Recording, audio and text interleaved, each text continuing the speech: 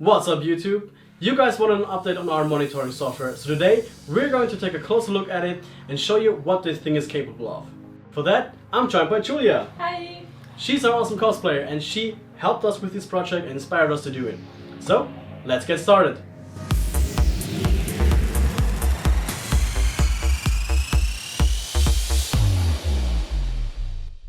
We've received lots of comments and feedback on our monitoring video already. And it seems like a lot of people are downloading it, are now enjoying it. So that's great, keep that feedback coming. So because of that feedback, we're going to make a big update so you can do more with the software and enjoy it a bit more. But that is going to be another video very soon. So what are we doing today? That is a great question. So nearly a year ago we started the project, and with the help of Julia we came up with the idea of making a Pipboy to show you the widest capabilities of our software. We want to add more features in the future. So tell us down below what you would like to see us implement. But now, let's see how we created that bad boy. First of all, we start by 3D printing all the necessary parts for the chassis. The link of the 3D model created by Elliptik will be in the video description.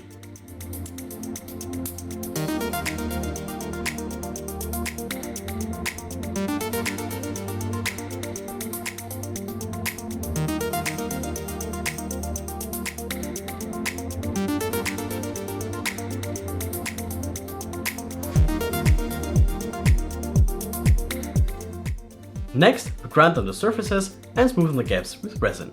This will also create a nice and used metal look later on.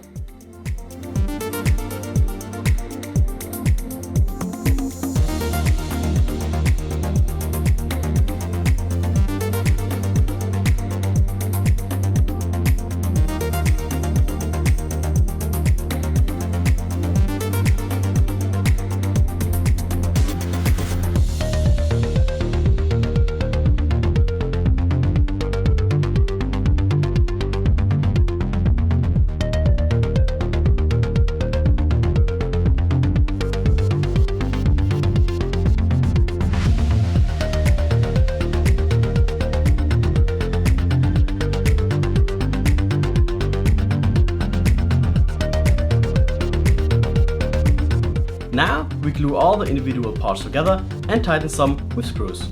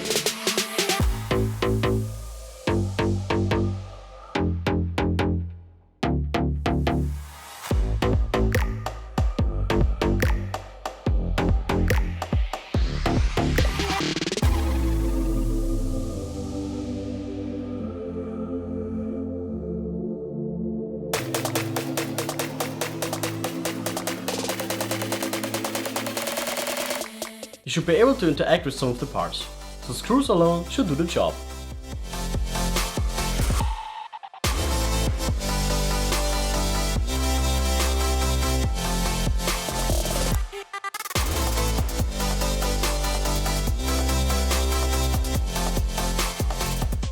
The latch was especially complex, with all the small screws to make it movable and actually hold the Pipboy together.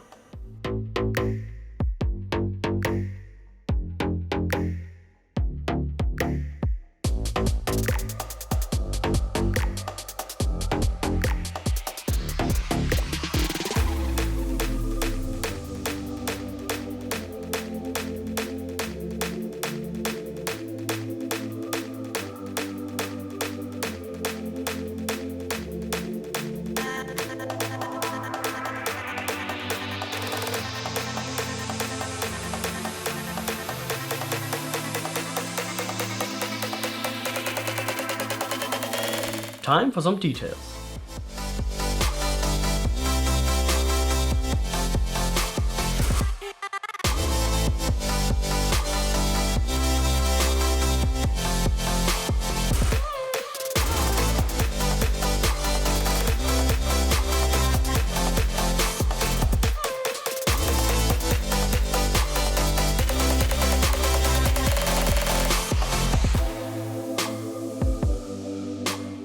To fill the gaps from the assembly, we use some resin again to close them up.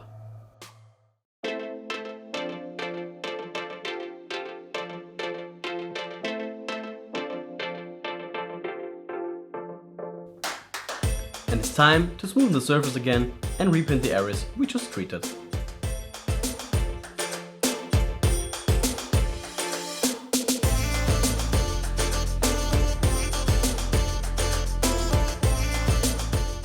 That gave us the used look that we were looking for.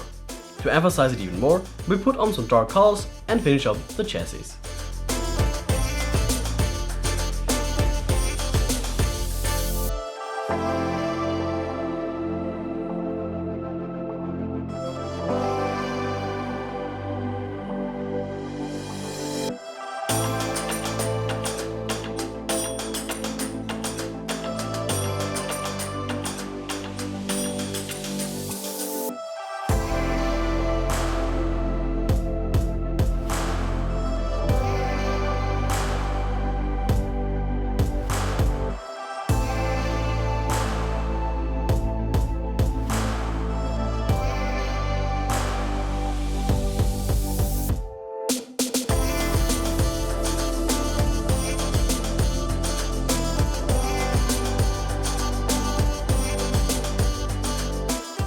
To make the Pipboy easy to wear, we add some foam inside and wrap it with cloth.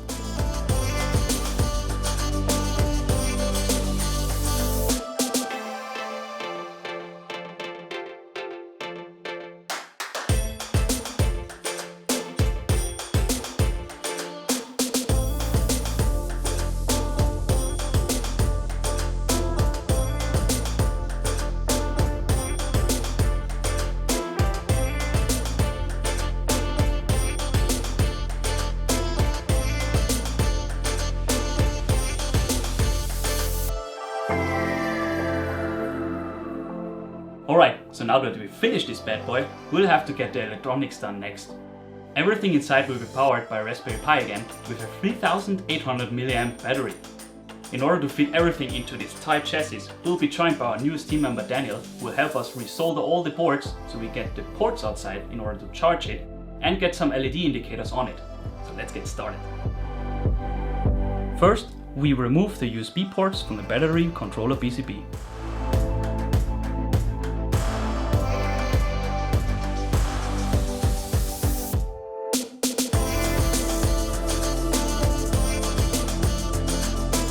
Next, we rewire the indication LEDs from the board to move them outside.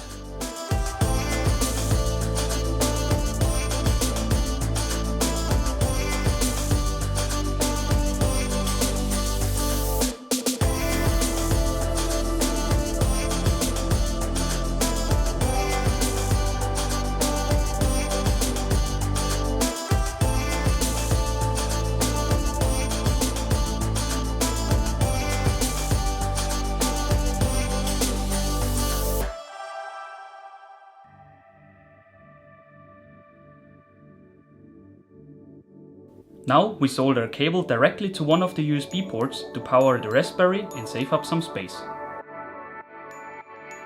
Time to remove the charging indication LED and replace it like the other one.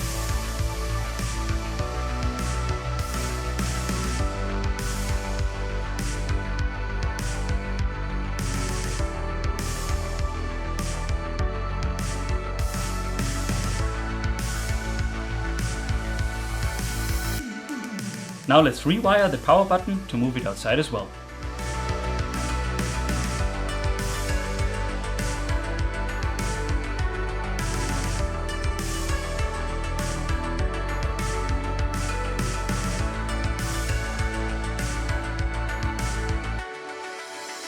To save even more space, we have to remove the unnecessary plastic from the USB connector.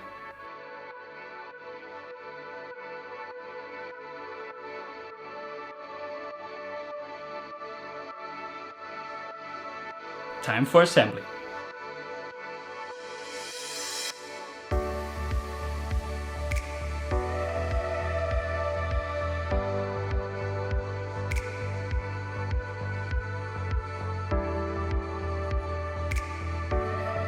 To hold everything in place, we drill some holes to screw it on from the back later on.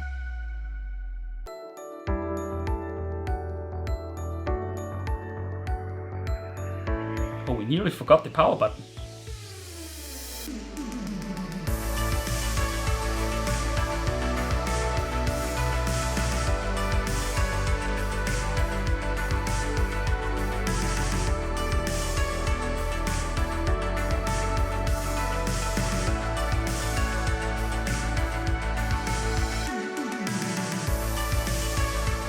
Time for the finishing touches and the final assembly.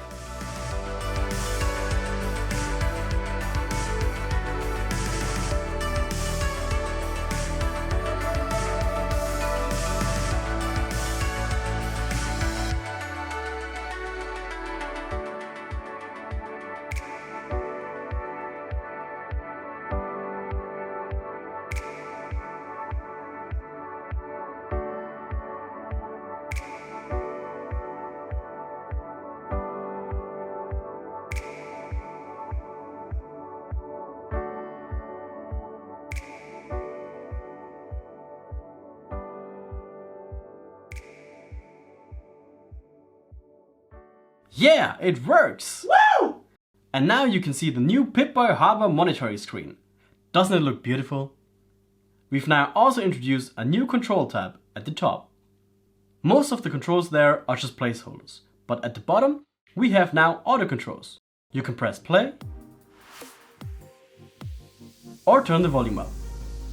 Let's do it even louder. So that's it. Thanks again to Julia for guiding us through this project. Always happy to help. And now it's time to make some pictures with Pipboy and Julia. If you wanna see these pictures, check out her Instagram and social media. And check out their Instagram and social media if you haven't already. And if you haven't already subscribed, do it right now because you wanna stay tuned for the next video where we talk about the update on our monitor software. And see you guys next time.